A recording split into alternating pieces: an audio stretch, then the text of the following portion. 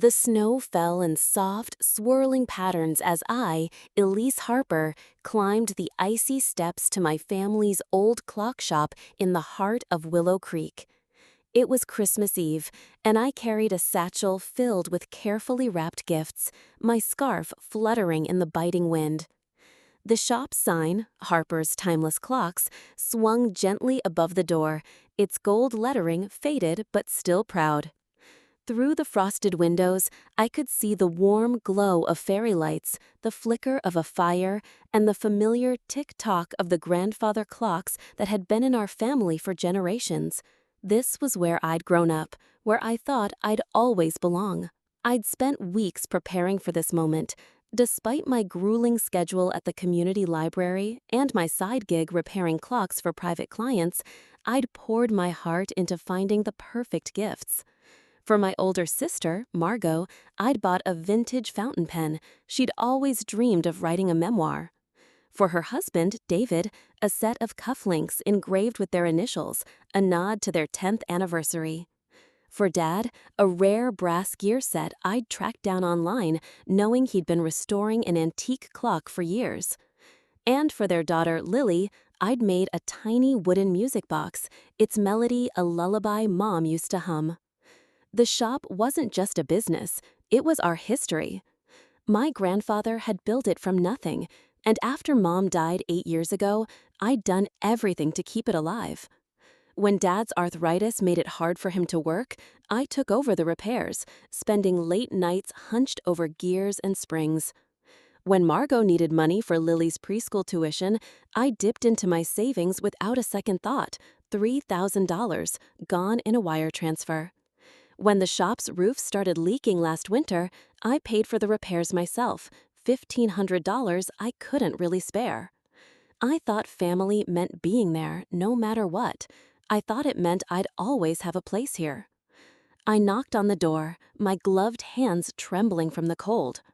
Laughter spilled out from inside, along with the clink of glasses and the faint notes of a Christmas carol. The door creaked open, and Dad stood there, his gray cardigan sagging at the shoulders, a glass of cider in his hand. His eyes met mine, but there was no smile, just a tightness I couldn't place. "Elise," he said, his voice low, "what are you doing here?" I adjusted the satchel, forcing a grin. "Merry Christmas, Dad. I brought gifts for everyone." He didn't step aside. "This is a family gathering," he said, his words sharp, "for those who really belong." I blinked, the cold seeping deeper into my bones.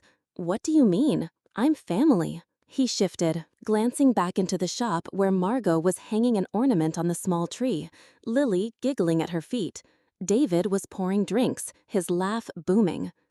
"We discussed it," Dad said. "You don't fit with us anymore. It's better if you leave." The words hit like a punch. "I don't fit?"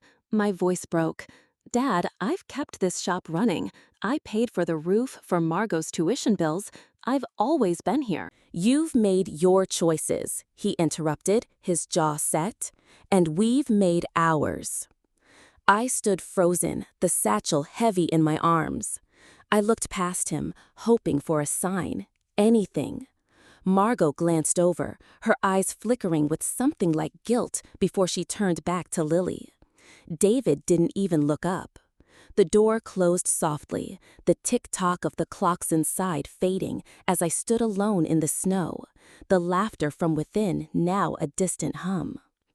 I trudged back to my car, the gifts untouched, my chest aching with a hollow pain.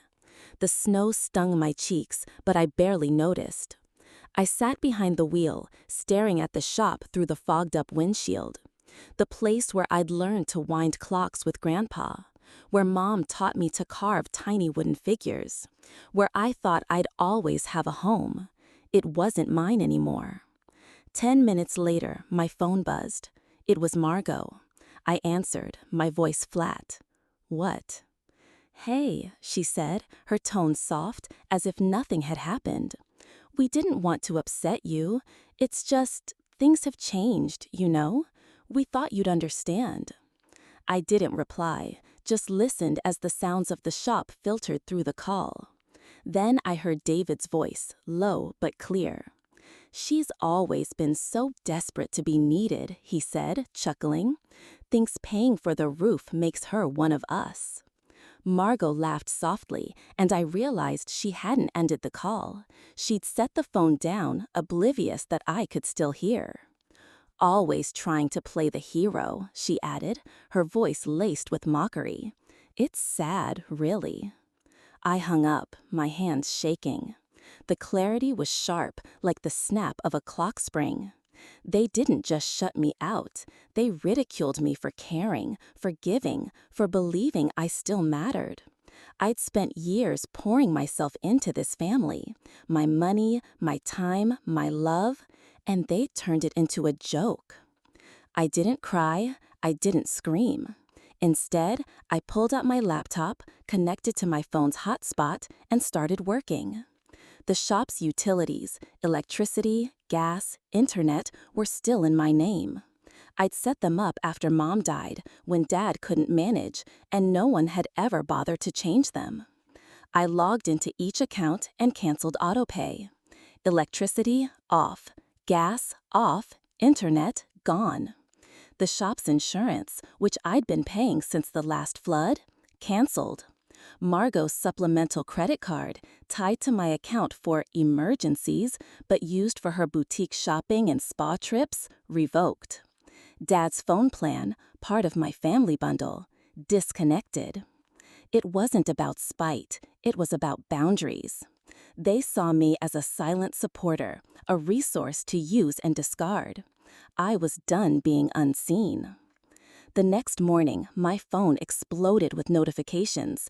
53 missed calls from Dad, 41 from Margot, a few from David. Texts poured in. "Margot, there's no heat, Elise. What did you do?" "Dad, this isn't right. We're family. Fix this." "David, you're heartless. Lily's freezing." I didn't respond. When Dad called again, I let it go to voicemail. His voice was frantic. "Elise, we're your family. You can't do this to us." I stared at the phone, his words from last night echoing. For those who really belong. They'd drawn their line. Now I was drawing mine. That afternoon, there was a knock at my apartment door. I opened it to find Margot and Dad, their faces pale, their expressions a mix of exhaustion and forced remorse. "We didn't mean it," Margot said, clutching her coat. "You're taking this too far." Dad nodded. "Christmas isn't the same without you, Elise." I looked at them, my voice steady. "I kept the shop running. I paid your bills. I gave everything to be part of this family. And you shut me out. You laughed at me for caring. I'm done being your crutch." Margot's lips parted, but no words came.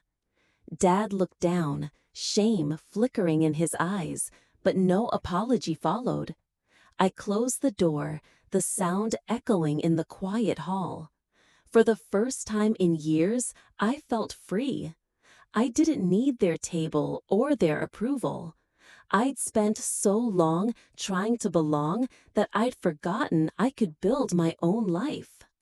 A year later, I sold the shop. It had been in my name since Mom's will, a detail they'd ignored. I used the money to open a small clock repair studio in a nearby town, where I now teach workshops and sell my own designs. Margot and David's marriage crumbled after financial strain. They moved in with Dad, last I heard. They've called a few times, left messages about starting over. I don't answer. Some evenings, I sit in my studio, the tick-tock of my creations filling the air, and think of Mom's lullabies, Grandpa's patient lessons, the way the shop used to feel. I keep a photo of us by the old workbench, a reminder of what family could be. But I don't need their version anymore. I gave myself the greatest gift, freedom, and that's enough.